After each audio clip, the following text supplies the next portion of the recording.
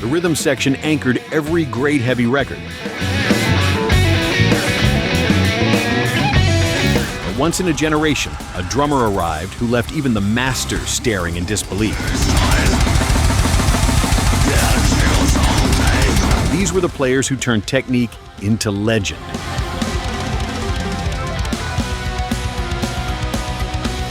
Number 10, Danny Carey.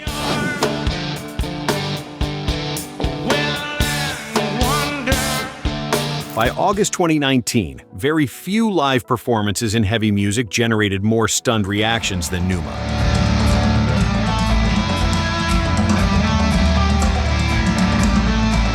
Tool returned with Fear Inoculum after a 13-year studio gap, and the album debuted at number 1 on the Billboard 200 with approximately 270,000 album-equivalent units in its first week.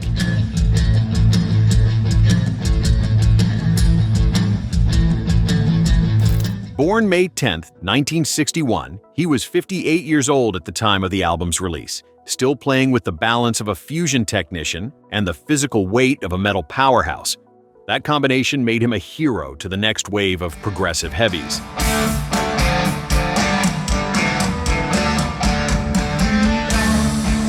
Tool remains one of the most respected bands in modern heavy music, and Carey's command behind the kit still feels almost supernatural on stage.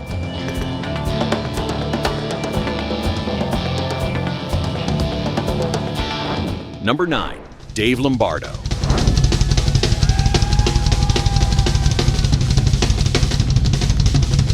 In October 1986, thrash metal became something faster, darker, and far more dangerous. Slayer released Rain and Blood on October 7, 1986, and the drumming changed the language of extreme music almost overnight.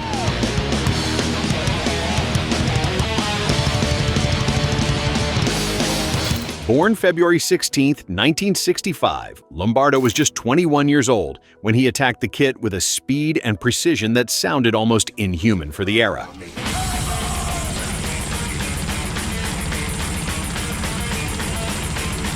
Songs like Angel of Death and Raining Blood established the modern double bass blueprint. But the real shock was the swing underneath the violence. He did not sound robotic. He sounded alive, loose, and terrifying, which made the performance even more influential.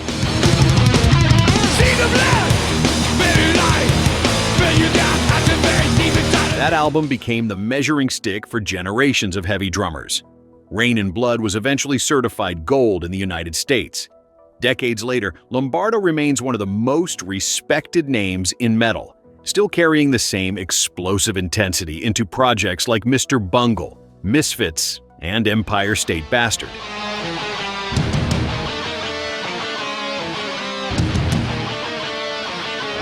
Number 8, Mario Duplantier.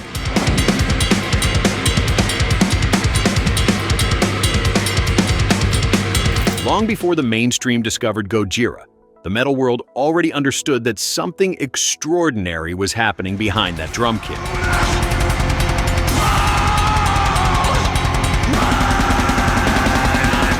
Formed in Andrés, France in 1996, the band rose steadily through the underground, and albums like From Mars to Sirius in 2005 and The Way of All Flesh in 2008 turned Duplantier into a modern benchmark for extreme drumming.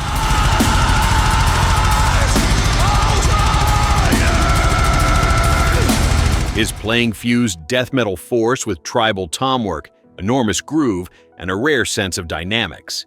Instead of treating heaviness as constant punishment, he built tension, then detonated it.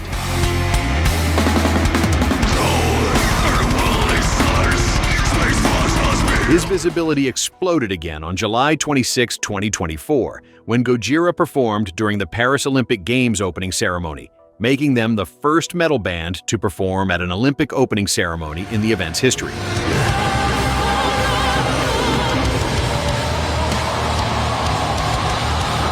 Number 7, Mike Portnoy.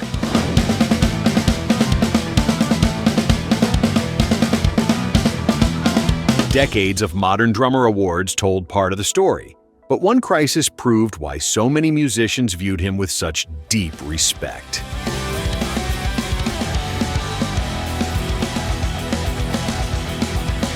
After the death of Jimmy the Rev Sullivan on December 28, 2009, Avenged Sevenfold needed someone capable of recording incredibly personal material without losing the band's identity.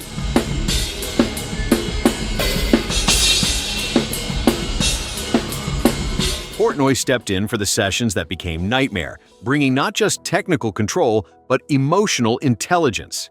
Released on July 27, 2010, the album debuted at #1 on the Billboard 200 and sold approximately 163,000 copies in its first week.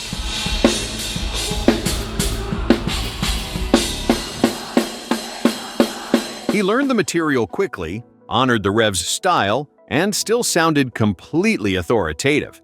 That moment reinforced a reputation built over decades with Dream Theater.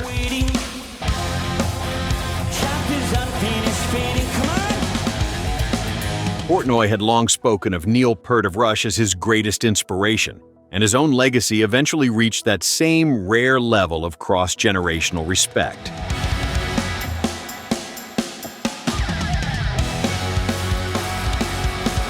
Number 6. Gene Hoglan.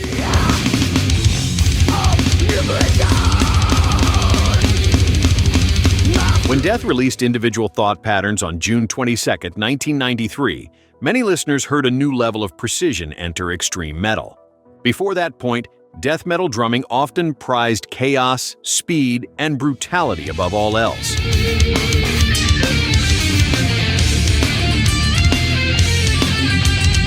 Hoglan brought those elements, but he also added a frightening degree of control.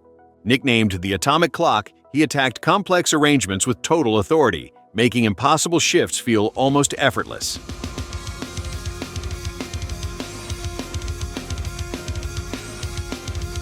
On tracks like Overactive Imagination, his feet and hands seemed to operate on different planes.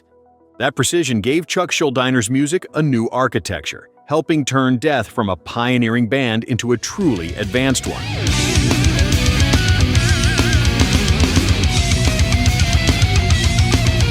The effect on the wider scene was enormous. His reputation became so strong that bands regularly called him. When they needed parts others could not handle reliably.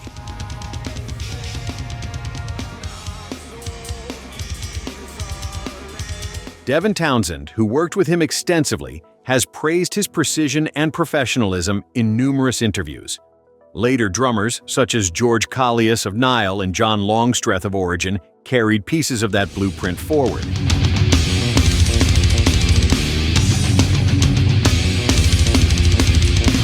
Number 5.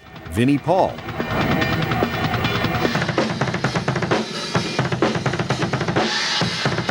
By the early 1990s, Pantera had become the heaviest groove machine in mainstream metal, and much of that force came from the drums.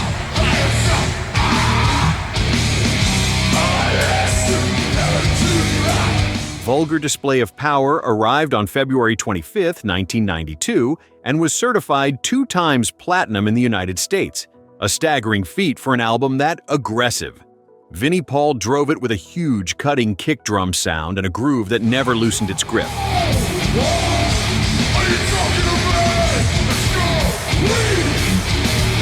Working closely with producer Terry Date, he built a tight, punishing drum tone that could slice through Dimebag Darrell's wall of guitar distortion without losing weight.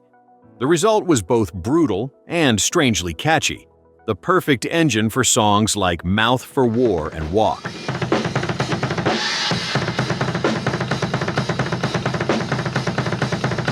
That sound changed metal production for years afterward.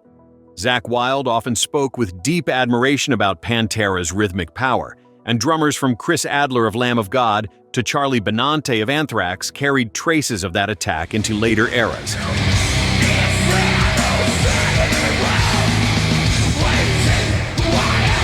Pantera ultimately sold more than 20 million records worldwide.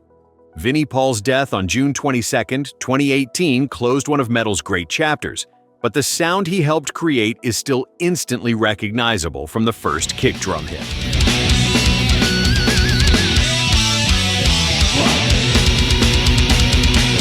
Number 4. Mikkey Dee.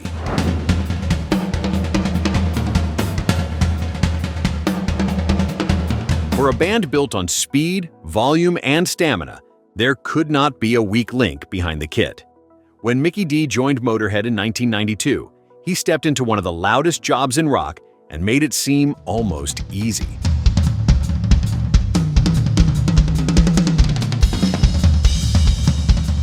Lemmy Kilmister repeatedly praised him as the best drummer in the world, and those words carried real weight coming from a man who valued power above almost everything.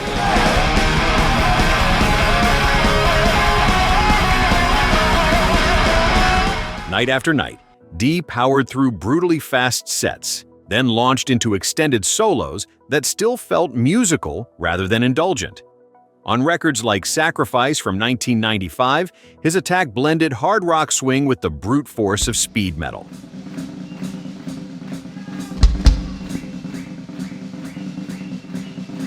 That consistency helped him become one of the most admired drummers in heavy music. The combination of endurance, precision, and stage command influenced players across rock and metal.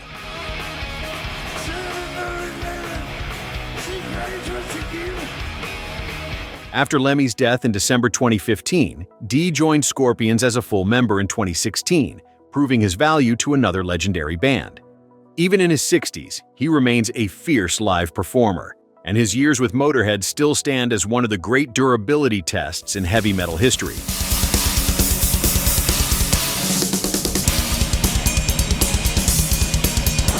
Number 3. Tomas Haake.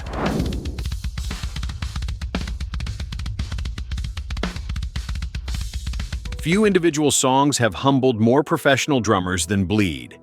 When Meshuggah released Obscene on March 7, 2008 in Europe, that track instantly became a kind of endurance exam for the entire metal world.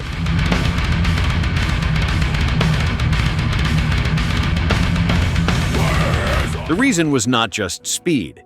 Haake built the song around a relentless bass drum pattern that demanded absurd consistency, all while the rest of the arrangement shifted through Meshuggah's signature rhythmic illusions. For listeners, it sounded mechanical. For drummers, it sounded cruel.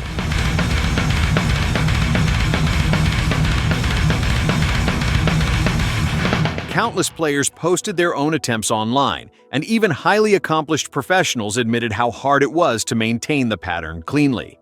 That one performance helped push Meshuggah from cult innovators to modern metal architects.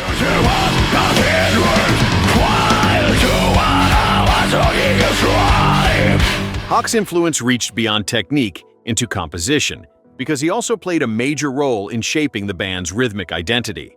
The wider djent movement took obvious cues from his work, influencing bands like Periphery, Tesseract T, and Animals as leaders.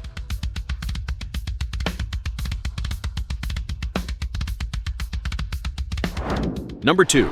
Cozy Powell.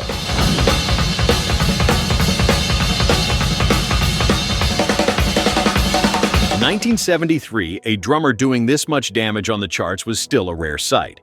Cozy Powell's solo single Dance with the Devil peaked at number 3 on the UK singles chart in early 1974, proving that his percussive power could command attention even outside a band setting.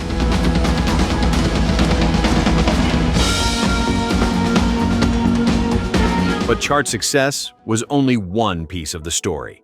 As the decade moved forward, he brought a huge, aggressive sound into groups like Rainbow, where his playing on Rising in 1976 helped define the heroic scale of hard rock drumming.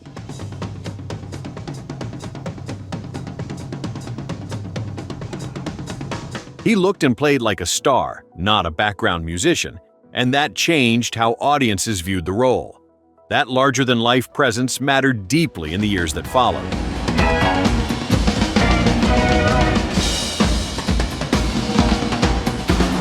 Number 1. John Bonham.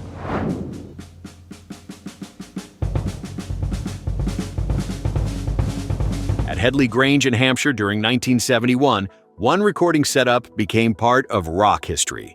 For When the Levee Breaks, producer Jimmy Page and engineer Andy Johns placed microphones at the bottom of the stairwell to capture the natural ambience of Bonham's drums.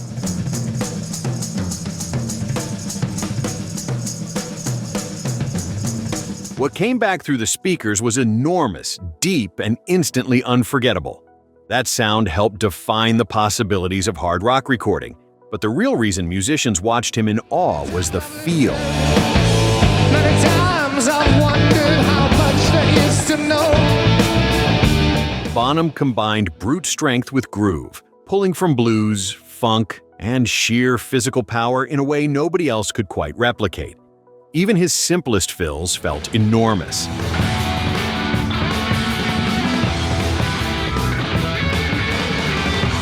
That legacy only grew after his death on September 25, 1980, when he was just 32 years old. Led Zeppelin went on to become one of the best-selling bands in history, with over 300 million records sold worldwide, and Bonham remained one of the clearest reasons why.